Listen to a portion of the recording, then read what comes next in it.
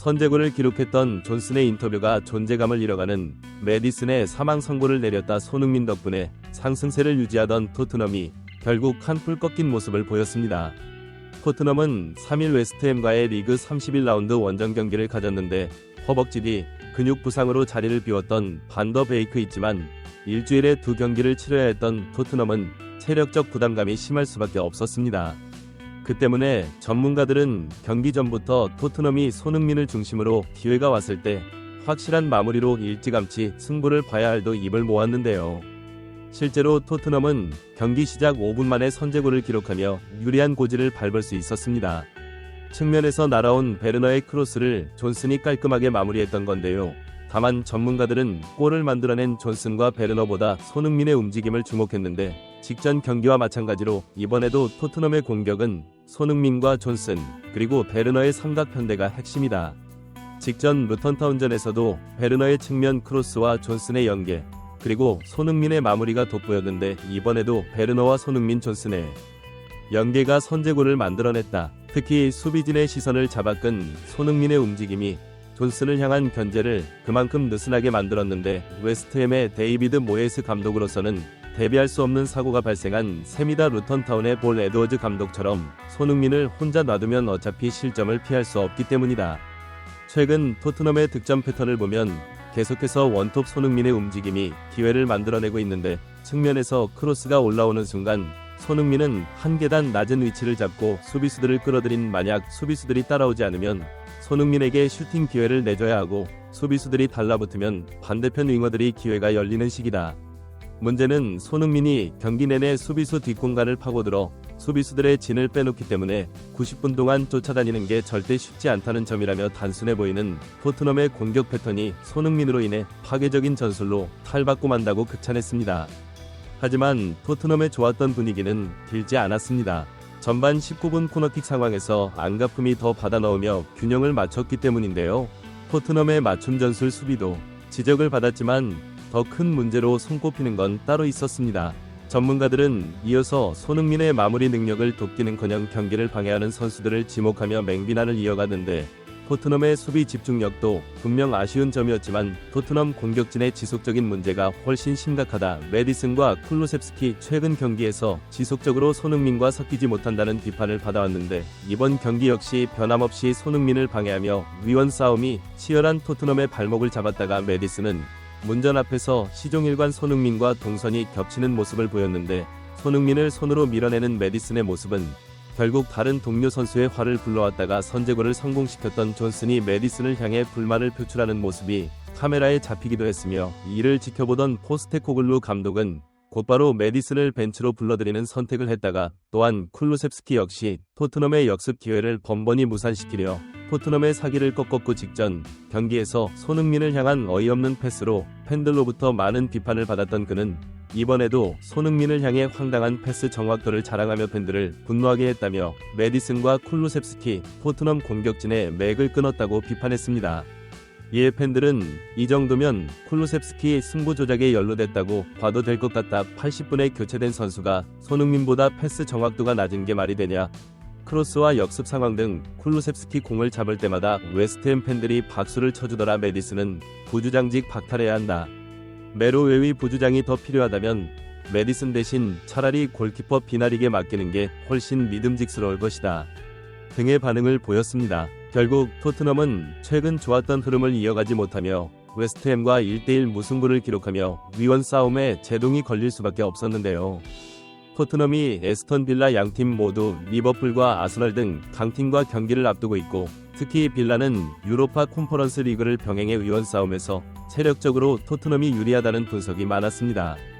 하지만 지금처럼 손흥민의 발목을 붙잡는 그림이 잦아지면 토트넘의 장래는 어두울 수밖에 없는데요. 게다가 토트넘은 4일간의 비교적 짧은 휴식 후 곧바로 경기를 치러야 하는 만큼 계속해서 체력 문제가 변수로 작용해 앞으로도 손흥민의 마무리 능력에 더욱 기준으로 해야 하는 상황입니다.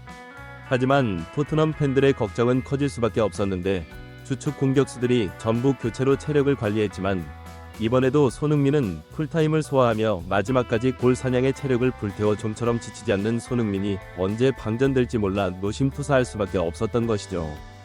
다만 일각에선 이번 경기에서 공격 포인트를 기록하지 못했다며 다소 낮은 평점 5점을 주기도 했는데 영국 풋볼 런던은 두 차례의 슈팅과 결정적 패스 3회로 공격에서 활로를 뚫기 위해 노력했지만 결실을 보지 못했다.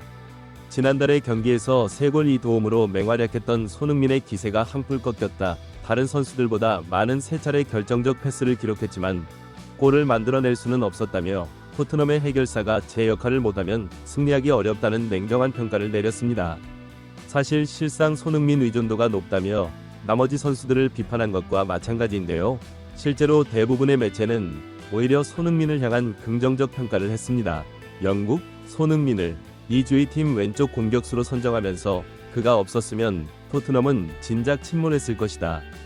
토트넘뿐 아니라 전 유럽에서 손흥민처럼 꾸준하게 활약하는 선수는 드물다. 솔직히 다른 선수들은 반짝인다 싶은 순간 이 브리그 선수처럼 변해 제대로 평가하기도 힘들다. 21세기에 400경기 이상 뛴 선수는 위고 요리스와 해리뿐이며 만약 손흥민이 올여름 토트넘과 계약을 연장하게 된다면 구단에서 가장 많은 경기를 소화한 선수가 될 가능성이 높다. 한 번도 하락세를 보인 적이 없는 손흥민이 오랜 시간 경기를 뛰게 된다는 말은 토트넘이 그만큼 높은 순위를 유지하게 된다는 뜻이라고 설명했습니다.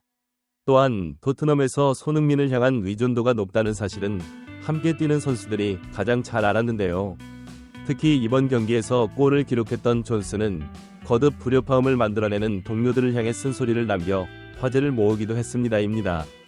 그는 토크스포츠와의 인터뷰를 통해 소니는 토트넘의 희망이나 마찬가지가 이러한 사실은 모두가 알고 있다 하지만 직접 경기를 본 사람이라면 이악 물고 끝까지 모른 척하는 선수들을 찾을 수 있을 것이다. 팀이 앞으로 나아가려면 우리의 강점에 집중하고 상대의 약점을 파고들어야 한다. 솔직히 우리는 소니의 패스만 잘해도 승점을 쌓을 수 있다는 뜻이라며 답답함을 호소했습니다. 사실상 메디슨과 쿨루셉스키 가리켜 패스에 집중하라는 쓴소리를 남긴 건데요. 이에 현재 매체들은 존슨의 주장에 공감하며 손흥민을 향한 칭찬을 이어가는데 영국 히트는 손흥민은 환상적인 선수다. 아마 모두가 같은 생각을 하고 있을 것이다. 손흥민은 토트넘을 위해 계속해서 노력하는 선수이며 꾸준히 훌륭한 성과를 거두고 있다. 심지어 그는 팀 동료가 더 좋은 위치에 있을 때 무리한 슈팅 대신 패스를 선택하는 선수다. 누가 득점을 올리는지는 전혀 신경 쓰지 않는다는 뜻이다. 그는 언제나 팀을 위한 골을 넣거나 팀이 필요한 기회 창출에 앞장선다며 감독이 사랑할 수밖에 없다고 극찬해 실제로 손흥민은 이번 경기가 끝난 뒤에도 동료 선수들에게 피드백을 아끼지 않았는데 그는 경기 후 인터뷰를 통해 선수들 간의 경기가 끝난 뒤 경기 내용에 대해서 당연히 이야기해야 한다. 이번 경기는 분명히 피드백이 필요했다. 나도 그렇지만 좀 더 개인의 것을 내려놓고 팀 자체로 생각한다면 더 좋은 선택을 할 수 있는 것이다. 좋은 결정과 좋은 패스를 하는 것은 앞으로 이어질 경기에서 중요하게 작용할 것이다. 사람이라면 분명 실수할 수 있다고 생각한다. 같은 실수를 반복하지 않으려고 노력하는 모습을 보여주는 게 가장 중요할 것 같다고 설명했습니다. 이에 팬들은 솔직히 손흥민은 동료들을 도울 생각 그만하고 슈팅에 조금 더 욕심을 부려야 한다고 생각한다. 힘들게 기회를 만들어줄 때마다 쿨루셉스키, 메디슨이 날려먹고 있기 때문이다. 등의 반응을 보였습니다. 토트넘의 다음 상대는 현재 리그 17위의 강등권 노팅엄 포레스트로 그들 역시 강등권 싸움이 한창 치열한 만큼 양팀 간 양보 없는 혈전이 예고되는데요. 과연 손흥민이 주춤했던 16호 골 사냥에 성공할 수 있겠지 귀추가 주목되고 있습니다.